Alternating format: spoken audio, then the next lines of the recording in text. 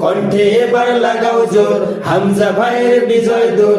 শহর গ্রামে যাই শোনা যায় হামজা ভাইয়ের ঝান্ডা। এবার বিপুল ভোটে বিজয় হবে মুফতি আমির হামজা। হেসে খেলে সিল মারো ভাই মার্কা দাড়ি পাল্লা। হেসে খেলে সিল মারো ভাই মার্কা দাড়ি পাল্লা।